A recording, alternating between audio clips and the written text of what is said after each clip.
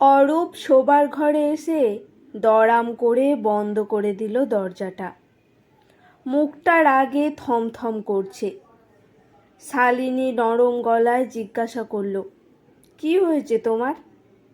রাতে ঠিক করে খেলেও না, এমন করছো কেন? কি হয়েছে বুঝতে পারছো না? নাকি জেনে বুঝেও ন্যাকা সাজছ? খিচিয়ে উঠল অরূপ। না, সত্যি বুঝতে পারছি না, বুঝিও বলো। তোমার বাবা কি কি মনে করেছেন তিনি? সবার সামনে আমায় অপমান করলেন, বললেন এগুলো কি মিষ্টি এনেছো? সব মিষ্টি তো কেমন বোটকা গন্ধ।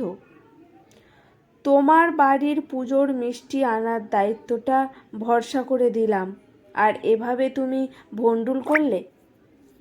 এতগুলো কথা আমায় শোনানোর সাহস উনি পান কোথা থেকে? আমি কি ওনার চাকর নাকি? আমি আর জীবনে ও বাড়ি যাব না। দেখো অরূপ, বাবার বয়স হয়েছে। বাবা কথাগুলো কখনোই তোমায় অপমান করার জন্য বলেননি।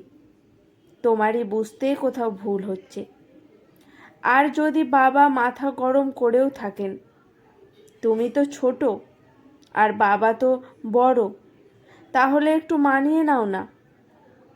শান্ত গলায় বলল শালিনী। কি মানিয়ে নেব? কিসের জন্য? আর সবচেয়ে খারাপ কিসে লাগলো জানো? পুরো ঘটনাটা তোমার সামনে ঘটল, অথচ তুমি একটা প্রতিবাদও করলে না, একটা শব্দও উচ্চারণ করলে না। তুমি আমাকে জাস্ট ভালোবাসো না, আজ বুঝে গেলাম। তোমার কাছে তোমার বাবাই সব। গজগজ করছে অরূপ। তাই আমার আজকের চুপ থাকায় তুমি সব বুঝে গেলে? তাহলে আমার কি বোঝা উচিত অরূপ? এবার শালিনীর গলায় ব্যঙ্গ। মানে?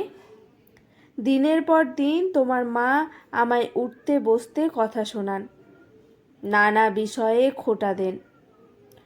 অপমান কি সেগুলো নয়? অথচ তুমি কিন্তু কোনো দিন সে বিষয়ে একটা শব্দ ব্যয় করনি। বরঞ্চ আমি কিছু বললে বারবার বলেছ। মা তোমায় অপমান করতে কিছু বলেননি। তোমার সবটাতেই বাড়াবাড়ি। কি এমনটাই বলতে তো? আমি কান্নাকাটি করলেও সব সময় তুমি বলো মা বড়। কিছু বকুনি দিলেও এত ইগোতে নাও কেন? মানিয়ে নিতে পারো না? আমার বাবার এক দিল বলা অপ্রিয় কথা তুমি মেনে নিতে রাজি নও, অথচ আশা করো আমি দিনের পর দিন মানিয়ে নেব। কেন অরূপ? আমি কি মানুষ নই? নাকি আমার কোনো সম্মান বোধ নেই?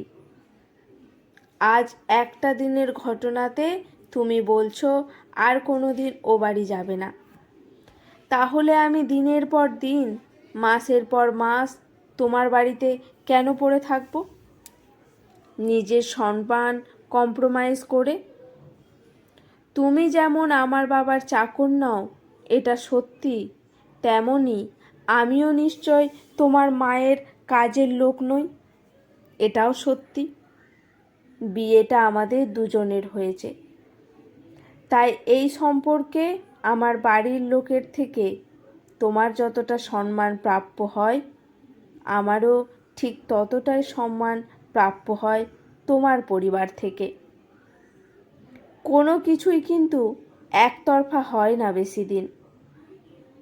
তোমার মা আমায় যথেষ্ট সম্মান দেন না, সে কথা আমার বাবাও জেনে গেছেন।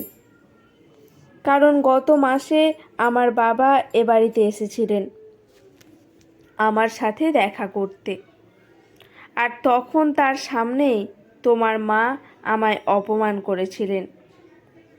আর সেটা দেখেছিলেন বলেই হয়তো আজ তারও আর মন চাইছে না তোমায় বাবা বাছা বলে ডাকতে। আর হ্যাঁ, তুমি যেমন ও বাড়ি আর যাবে না কোনো দিন বলছো, তেমনি আমিও কিন্তু বলতে পারি এ বাড়িতে আমি আর থাকবো না, কারণ মান সম্মান স্যাক্রিফাইস করার দাসখত আমিও কিন্তু লিখতে আসিনি। কথাগুলো বলে আলো নিভিয়ে চাদর টেনে শুয়ে পড়ল শালিনী। অন্ধকার ঘরে নিশ্চল মূর্তির মতো বসে রয়েছে অরূপ। শালিনীর কথাগুলো যেন অনুরণিত হচ্ছে সারা ঘর জুড়ে। না, এভাবে তো কোনোদিন ভাবা হয়নি। শালিনীকে কোনো উত্তর আর দেওয়া হলো না। ঘড়ির টিকটিক শব্দ জানান দিচ্ছে সময় এগোচ্ছে, কিন্তু অরূপের ঘুম আর আজ আসছে না, কারণ শালিনীকে দেবার মতো কোনো উত্তর অরূপ আজ খুঁজে পাচ্ছে না, কিছুতেই পাচ্ছে না। আজকের গল্পটি এখানেই সমাপ্ত। গল্পটি কেমন লাগলো অবশ্যই কমেন্ট করে জানাবেন। গল্পটি শুনে যদি ভালো লেগে থাকে চ্যানেলটি সাবস্ক্রাইব করে লাইক করে আমার পাশে থাকবেন। ধন্যবাদ।